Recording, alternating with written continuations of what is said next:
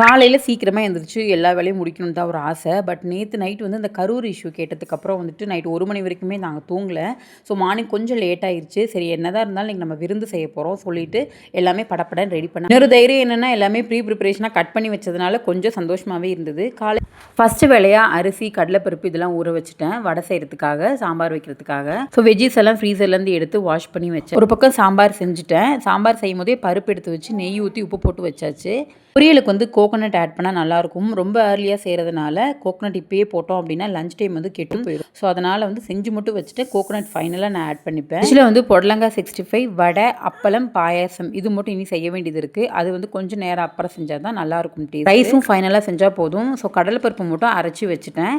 இதெல்லாமே சூடாக செஞ்சால் தான் வந்து சாப்பிடும்போது நல்லா கிறிஸ்பியாக இருக்கும் அப்படிங்கிறனால லாஸ்ட்டாக தான் செய்ய போகிறேன்.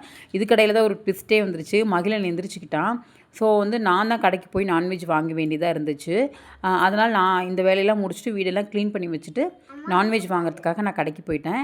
நான்வெஜ் வாங்கிட்டு வரும்போதே பாயசத்துக்கு தேவையான திங்ஸ் எல்லாமே நான் வாங்கிட்டு வந்துட்டேன். இதுக்கப்புறம் நான்வெஜ் செய்ய வேண்டியது. நான்வெஜ்ஜுக்குமே நைட்டே நான் மசாலாலாம் வறுத்து வச்சனால ரீஹீட் பண்ணி அதையும் நான் பொடி பண்ணி வச்சுட்டேன். தக்காளி, வெங்காயம், கொத்தமல்லி தழை எல்லாமே நான் வந்து வணக்கி விட்டு இந்த மசாலாவை ஆட் பண்ணி ஜஸ்ட் அரைச்சி நம்ம அதை கொட்டினா போதும்.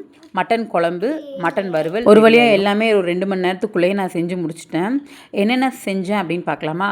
உப்பு பருப்பு நெய் போட்டது, முருங்கைக்காய் கத்திரிக்காய் சாம்பார், புடலங்காய் 65, கேரட் பீன்ஸ் பொரியல், கோகோனட் அப்புறமா மிக்ஸ் பண்ணிக்கலாம், ரசம், பருப்பு ரசம், அடுத்தது வந்து மட்டன் வறுவல், மட்டன் தண்ணி குழம்பு.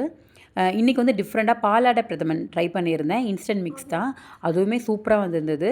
இது கூடவே ஸ்வீட்ஸ் அண்ட் ஸ்நாக்ஸ் இது எல்லாமே இருந்தது. பருப்பு வடை வந்து லாஸ்ட்டாக போடலான்னு சொல்லிட்டு மாவு மட்டும் அரைச்சி வச்சுருந்தேன்.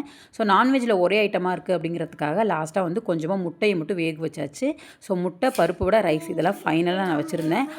கெஸ்ட்டு வந்து நாங்கள் குக் பண்ணி ஒரு 2-3 ஹவர்ஸ்க்கு அப்புறம் தான் வந்தாங்க. ஸோ நாங்கள் முன்னாடி எல்லாமே சாப்பிட்டு ரெடியாக இருந்தோம் அவங்கள வெல்கம் பண்ணுறதுக்காக.